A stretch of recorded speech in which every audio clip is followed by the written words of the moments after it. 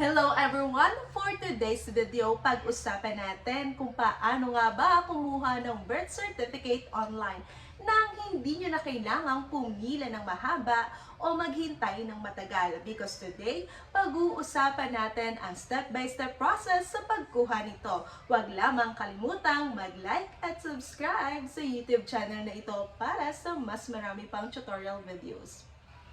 Kaya, ano pang hinihintay natin? Let us start. First, punta tayo dito sa website ng PSA. I-search lang natin sa search bar ang PSA Online. Tapos, hanapin lang itong psahelpline.ph. Tapos, ganito yung magiging interface niya. May makikita tayong document like birth, marriage, and death. Tapos, yung possible delivery mode like pick up or door-to-door. And of course, yung price na nag-range ng 335 to 390 pesos kapag pick up. And nag-range naman ng 365 to 420 pesos kapag door-to-door. So, kung okay na kayo, na-check nyo na, nabasa nyo na, balik tayo dito sa taas and let's click Order Now. And piliin lang ang birth certificate. Kung birth certificate po ang need niyo na document, marami naman tayong pagpipilian anyways. And i-check lang ang mga boxes dito about its terms and conditions. Tapos, scroll down lang and just click continue. Ayan.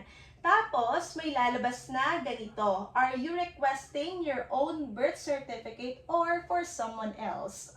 Kung ang kukuhanan ninyo ng birth certificate ay sa inyo mismo, i-click lang natin itong my own birth certificate.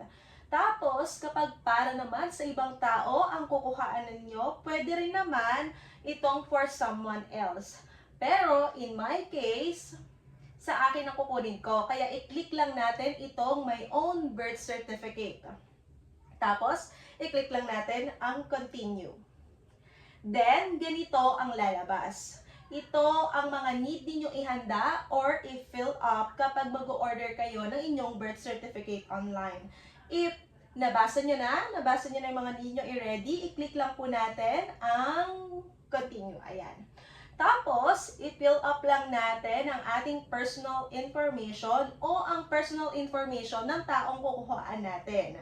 Okay? Ilagay lang natin kung ano yung ating sex, kung lalaki ba or babae, and yung ating civil status. Tapos, ayan, huwag din kalimutan po ang ating first name, middle name, and last name. Make sure na tama po ang mga spellings ng mga ilalagay po nating pangalan dito. Next naman is yung birthday ninyo na nagsisimula muna dapat sa month, day, and year. Ayan. Kapag okay na at may informations na po, i-click lang natin ang continue. Ayan. Ang next naman na lalabas ay itong father's name. Kung nakakuha na kayo dati ng inyong birth certificate at walang nakalagay sa inyong father's name, maaari ninyong i-check ang box na naririto. Yung nasa taas na part ha. Pero kung mayroon naman kayong mailalagay dito na father's name, pakilagay po ang information ng inyong father's first name, middle name, at last name. Kapag may information na, i-click lang ang continue.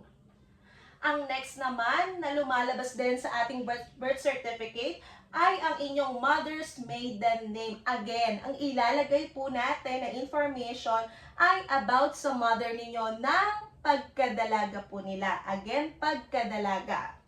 Okay, so i-fill up lang natin ang ating mother's maiden name, first name, middle name, at last name.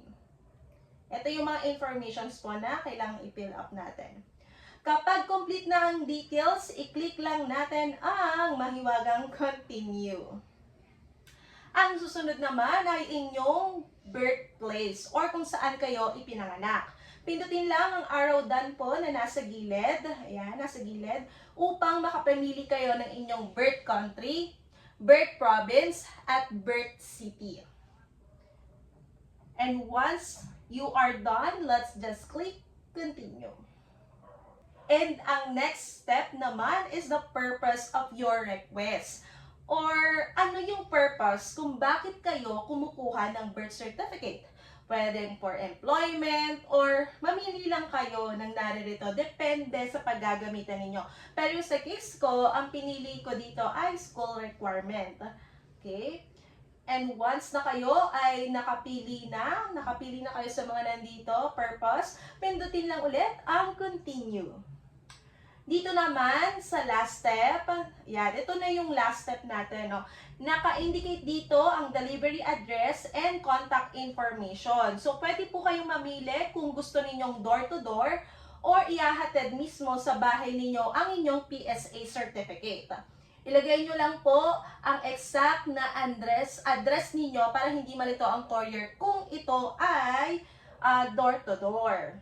While kung ayaw nyo naman ng door-to-door, dahil madalas wala kayo sa bahay, pwede natin i-select ang pick-up sa mga selected pick-up locations na malapit sa inyo.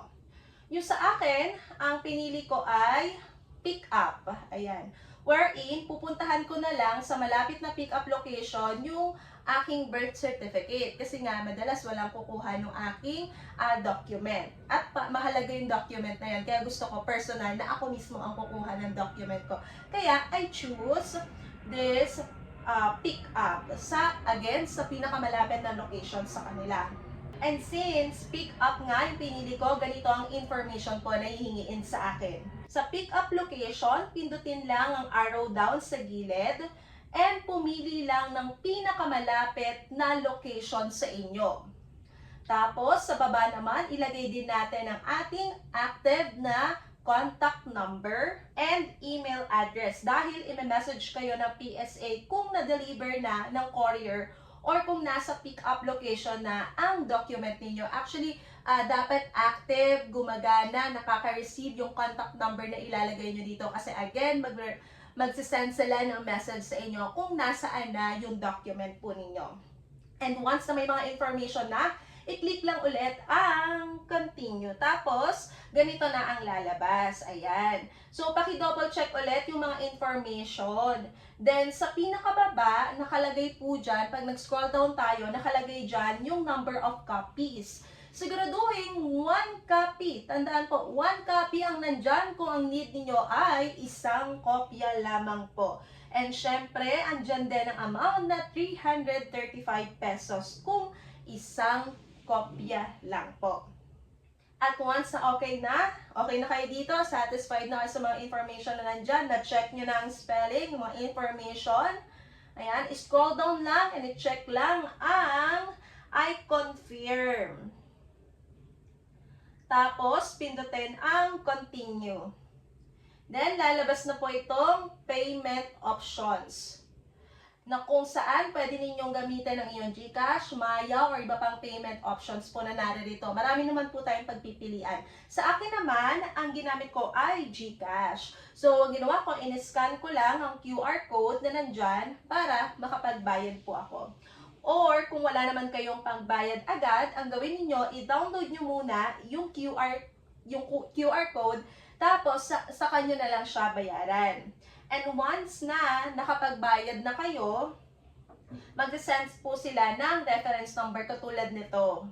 Yung nakikita ninyo sa screen. Ayan. Tapos may nakalagay na thank you for your payment. Again, tandaan po, magte-text po sila sa contact number na binigay ninyo about the status of your document. Pero kung gusto ninyo ninyo na makasigurado, pwede kayong pumunta po dito sa pinakataas, check status, at i-type lang po natin ang ating reference number kasi nga nakapagbayad naman na tayo. And i-click lang natin ang check status.